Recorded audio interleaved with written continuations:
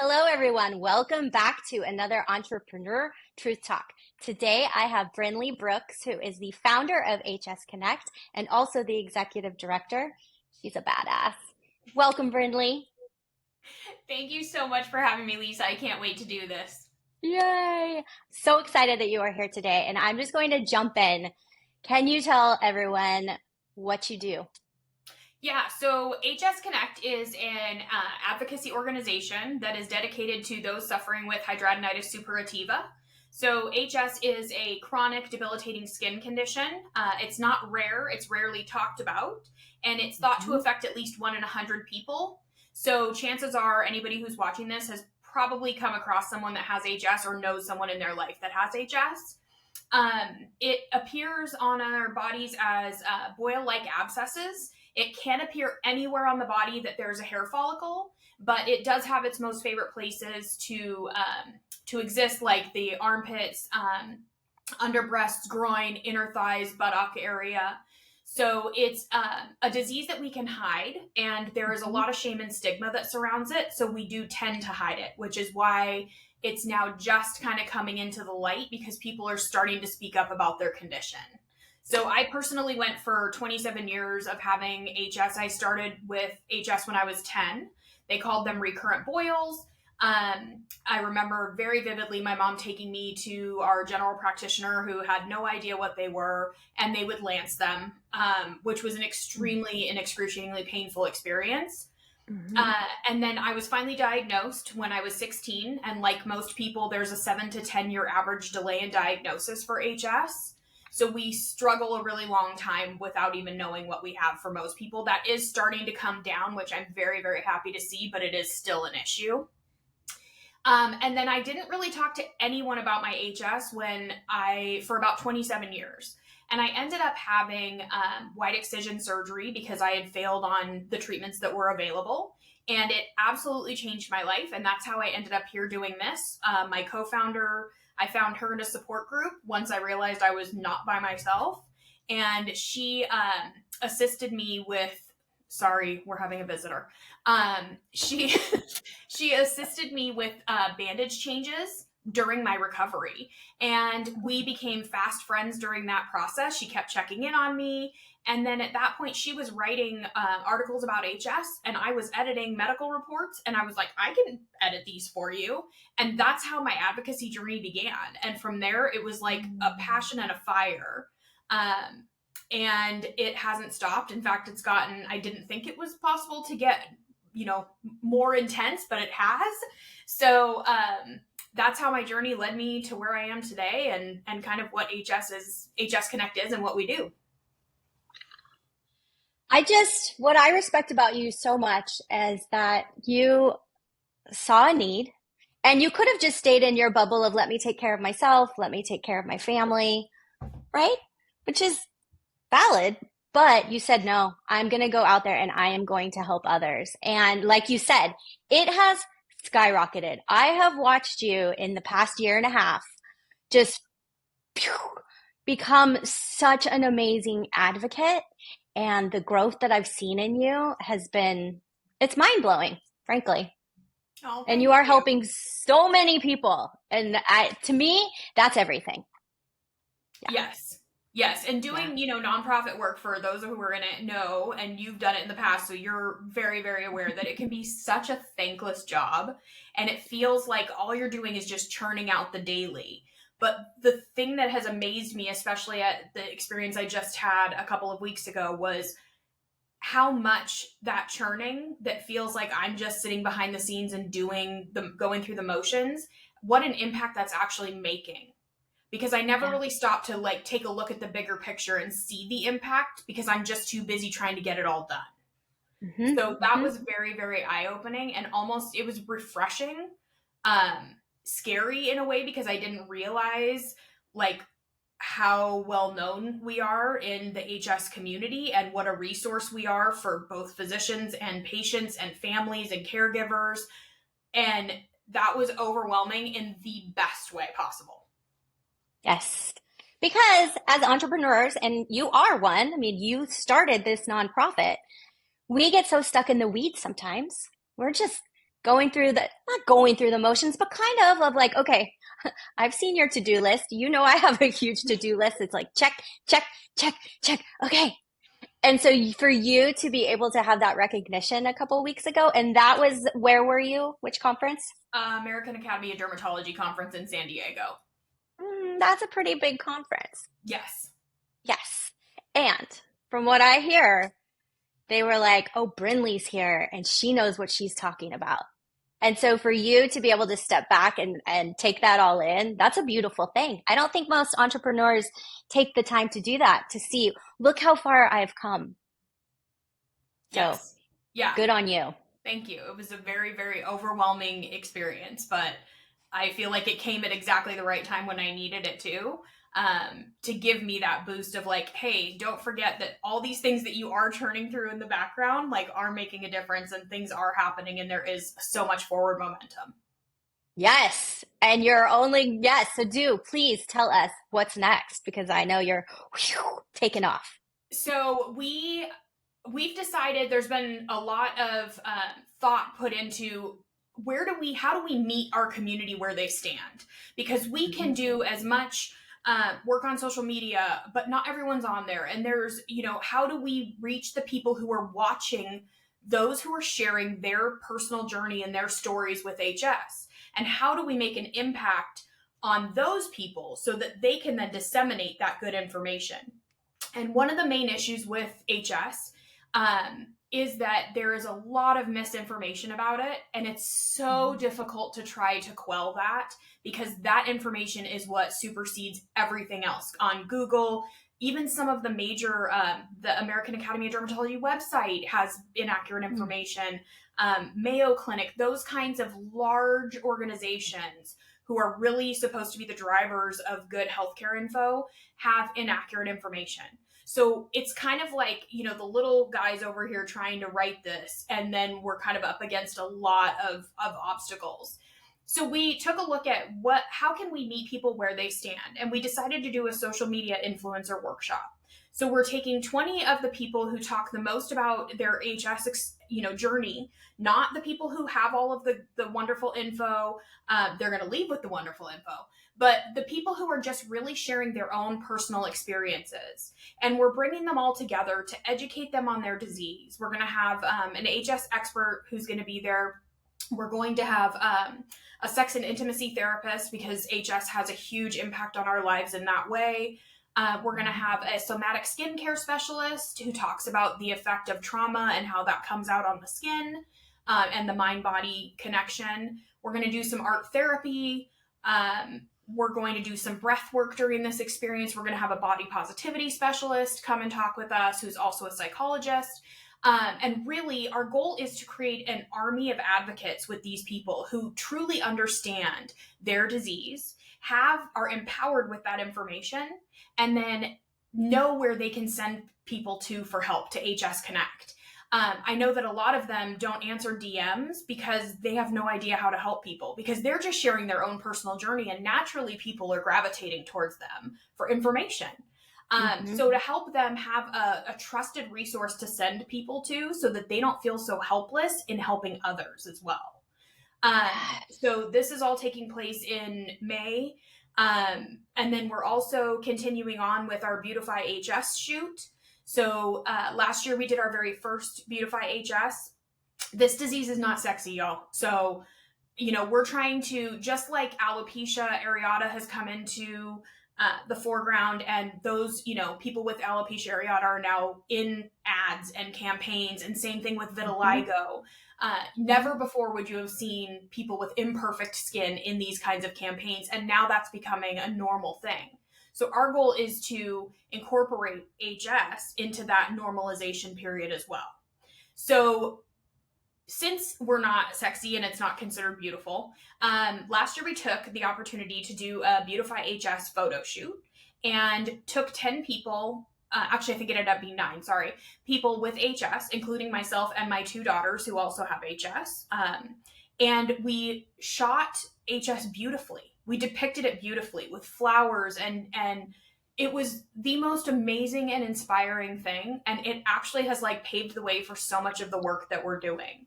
we had such an incredible outreach of people saying, how do I get involved in this? How do I participate? I'm ready to show my scars. I'm ready to tell my story. And that is exactly the hope that we had kind of hoped to inspire in people. And as a result of that experience, it was the first time, even myself, that since the about 6 years we've been doing HS Connect, that I've ever sat down at a table full of HS people and like had conversations. And it was the most amazing and profound experience because nothing was abnormal there. What you would normally not tell another soul and something you experienced completely privately and alone, we had free-flowing conversation about those kinds of experiences that anyone who doesn't have HS would look at and say, what the hell is going on over here? And it was completely normal for us. And I think everybody at that table took a turn crying with relief and just to be one of many instead of the only one. And that is something we're trying to replicate in so many other ways, because that feeling of community and not being isolated and alone is life-changing for people. So that's kind of where we're trying to go with everything, is to give people those experiences, and to make them not feel isolated and ashamed and be able to speak out. Because what happens is once that starts, it just keeps going. And you can't turn that off almost. It becomes a passion for most people. Yeah. And then you can pay it forward. Yeah. It was such a beautiful campaign. So moving. Just watching the photos, listening to the videos. I was just crying because it was like you said, it was so moving. And to have that community, I think anytime that you can bring people together like that, right? And they can share their experiences. And like you said, you can sit at the table and cry in a safe space, no judgment. I just love that you are carrying that forward and doing it again. And like you said, the response has been amazing. And now you're taking it to other cities. Yes. Yeah. So this year we're going to do 2 cities, and then towards the end of this year, we're also launching an awareness campaign that's going to start in Times Square, and incorporate some of the Beautify HS photos so that we can help people get to diagnosis and get to a derm, get treatments, start to not feel isolated and alone, and make sure that everybody is standing up and being counted and being taken care of and validated for their HS. Yeah. And this is the thing about Brindley, y'all. She doesn't just say, that campaign went really well, we'll do it in another city. She says, we're going to Times Square, because that's how she rolls. And she will pull it off. And that's exactly what you need as a leader. You need someone who thinks outside the box, like you are doing with your social media program, your workshop that you're doing. That's just, yes, we're going to bring in the whole person, and we're going to, again, have a judgment-free, safe space for them. That's thinking outside the box when you think about anything medical or doctors, pharma, all of that. And so I love how you are so inclusive, and you're inclusive with everyone, not just patients, but like you said, you're bringing in doctors, you're bringing in holistic, you're bringing it all in. And that to me just shows what an amazing leader you are, how you think outside the box, you find these strategies, and then you say, okay, here we go. And you run with them. Yeah, the crazy part too is that I've gotten so much feedback from people like in the medical community where they're like, this was just an idea you were talking about, and here we are, we did that thing with the podcast where it was like, okay, I think a podcast would be great with the 3 of us sitting around talking about HS and the things that no one else will talk about, like sex and family and how to be a mom with HS and the guilt that comes with that, and what if you pass it down to your children because there is a heredity factor to it, and all of these things. And I was like, let's do this. And then like within 6 months, it was actually happening. And I mean, people are like, wow, you're already doing this? When I was asking for guests, and I was like, well, yeah, I said I was going to do it. I wanted to do it. So we executed on it. But apparently that is like unheard of, in that it takes so much time to get something pulled off like that. So we ended up like out of the gate having 4 seasons of our podcast funded. So we've recorded 3 seasons. We have one more to record. We're putting out season 2 starting next week. But yeah, it's been amazing because I personally want to like run with the momentum while we've got it, while I'm thinking about it, while the idea is fresh, while it's, I'm like, okay, how do I get funding for this? How do we work with this idea and how do we make it come to life? So yeah, it's been. And you do it. Yeah. Yeah. So the social great. media workshop started last year as far as planning goes. And now, I mean, I'm slightly stressing that it's only 2 months away, but it's always been so far in the future. And now to be actually planning on it and, putting it all together and working on it, it's absolutely amazing. Yeah, to see it come to fruition. Mm-hmm. Yeah. So in that, as you're doing the planning and bringing people together, what is a struggle that you find being an executive director, an entrepreneur, a founder? I think having your eye on all of the balls. Because as with anything, even in our daily work, there are so many things that you're trying to keep your eye on. Like I just realized yesterday, I didn't hear back on this. So then I have to reach out, and making sure that you're keeping track of those things so that you can accurately follow up on them. And then also, for me, in a way, it's been finding people who I can trust to help. I am a control freak, self-admittedly, and I have a really hard time letting go of things. So I feel like I spend a lot of my time saying, well, if I should do it because I'll just do it the way I want it to be done. And that bogs me down. And it's something I'm continually working on letting go of and changing my mindset about, for sure. So, yeah, that's a tough one. Yes. Right? And being a mother, a parent. Sometimes it's just easier if we grab onto that and just do the things instead of delegating. Yes, especially when you feel like it's something so important and vital that, like, if this doesn't come together and fall apart, it's going to be a huge mess. And, like, the last thing I want to do is to have a mess. So I always try to create and, structure everything so it's going to be as smooth as possible, knowing that there are going to be things that come up that we'll have to deal with and pivot in the moment. Yeah. So how do you juggle the balls, and how do you, and I'm saying this because I'm a control freak as well, how do you damper that and say, you know what? No, I'm going to ask for help. So I do have an event planner that I'm working with on this event, and I realized I am co-planning the event planner, and I was like, okay, you need to stop. So like, this is why you have somebody helping you. So I actually had to think through that myself, and I put together an Excel spreadsheet with a checklist where I have some duties and things to do on this as well. So I put who's responsible for it and when it needs to be done, or the updated notes about where that is, so that both of us can communicate via that without having to email or text and say, what's going on with this piece? What's going on with this piece? Check the spreadsheet first. And I feel like that's helping me to let go of some of that control and have faith in the process at the same time. Ooh, I like that. I like that. That's both sides, right? That's the organization and the control, and then the faith that it's all going to work out. Mm-hmm. Yeah. Yes. While I'm monitoring it. Yes. Well, yes. I can't completely give up the control thing. I'm trying, y'all. I'm trying. No. It's okay. I mean, you are the leader, so you can't just say, and, just delegate everything. No, you still want to have a finger on the pulse of what's happening. Yes. Yes. So I have to ask, because let me just have a disclaimer here that you are one of my clients and we've been working together for a while. And as I said, I have loved watching your growth and supporting you and just cheering you on. I'm always like, yeah, Brindley. How do you feel about having a coach? I would be absolutely lost. Seriously. And sometimes, first of all, you're amazing at what you do. And I'm not paid to say this, y'all, just so you know. You are amazing at what you do. You are an excellent cheerleader. I always tell people around me, you are the only person that I pay in my life to tell me no. So, wear that as a badge of honor, because my mom tries, and she was like, how do I get on the payroll for telling you not to do things? I was like, sorry, that's nope. Yeah.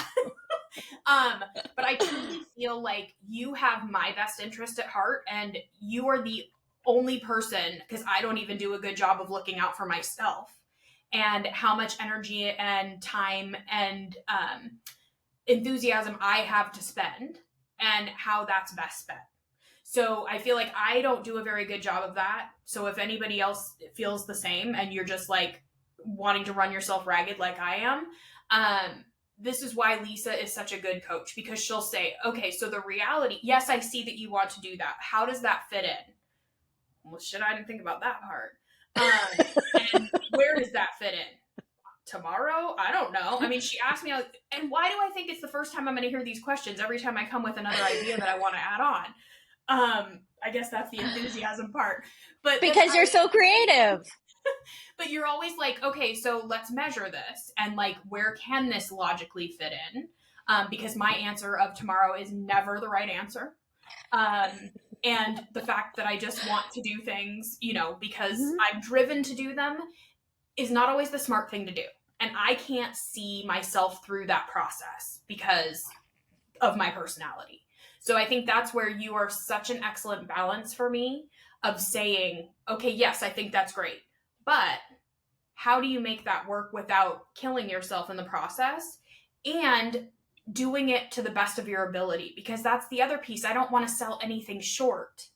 But at the same time, I can't do all of those things at the same time. And I overestimate my abilities all the time to get everything done. So having you is such a great balance for me to bring me back to reality. And even sometimes when we have calls and we're not actually like accomplishing anything off a checklist per se, but I just talk to you about like the struggles that I'm having or where I'm caught up or how can I move through this? How can I move around this? You give such excellent and insightful advice, and it's so worthwhile. So if anybody isn't having coaching, please change that and get coaching, especially with this chick. Because you have done such an amazing job of helping me decide where I want to go, how to do that, and to take the appropriate steps in a measured fashion in order to do that. Thank you. Thank you for saying that. Like I said, I just love watching your growth. And yes, we do have a strategy for you out 2026, I want to say. Now, of course, that will change because she will come to me with 100 other things that she wants to do. She keeps my list. I send her my ideas. She keeps my list, and then she'll say, okay, let's revisit this. Where do you want to put this in? And I was like, wait, there's not 48 hours in a day? No, Brindley, there's not. Yes. Which we all need that. I need that for myself, right? Because it's so easy to see how somebody else is running themselves ragged, how they aren't necessarily putting themselves first in the moment when they're thinking of all these ideas and things that they want to do. And so, yes, it's nice to have someone that you can say, hey, here are all my ideas. Okay, now how are you going to do all that by next week? That's why, Times Square is going to be later in the year. Yep. And that's okay because you also need to take care of you and your family and have a life. We can't always just be working. I mean, maybe. Yeah, it's a lot. So yes, you're doing such a great job. It's just, it's so inspiring. And where can people find you? Our website is hsconnect.org. And then on social media, we're at hsconnect.org on Instagram, Facebook, Twitter. Everything is at hsconnect.org on social media. And then your podcast podcast is called the Hidradenitis Suppurativa, and you can get it anywhere you listen to podcasts. If you just type in like HIDRA, it should bring up anything related to hidradenitis because it's really hard to spell, hard to say. I'm telling you, they didn't make anything easy about this disease. So no, they did not, but you are changing that. And I love listening to your podcast because you women, when you're together and the banter and it's real, it's authentic and it's fun. I mean, it's not always fun topics, but the way that you approach it and are just so real about it, it's a beautiful thing. Yes, we have had the best time recording these and spending time with people who have HS just like you. Somebody is having a flare or needs to switch, or can we change seats? No problem. Everybody gets it. It's such Yeah. a pleasant experience to be around other people like that. And you go from feeling isolated to surrounded by a community of people very easily. Oh, yeah. Which is just the best thing. We need more of that, Yes, especially in these times. We need absolutely. community and love and all the things. So thank you for what you are doing. You are literally changing lives every single day and helping so many people. Well, thank Thank you. you. So are you actually, and you don't, I don't think, take enough credit for that because of people like you, I can then continue what I'm doing without burning myself out. And so it takes everybody who's involved to make that continually happen. Thank you. Thank you. You're going to make me all weepy. Let's not do that. Okay, No. sorry. Okay. Okay. Okay. Yeah. Back to the badasses that we are. Thank you for being here with us today, Brindley. Please, everyone, go check out her website, podcast. There's so much great information out there. And we will see you next time on the next Truth Talk. Bye. Thank you.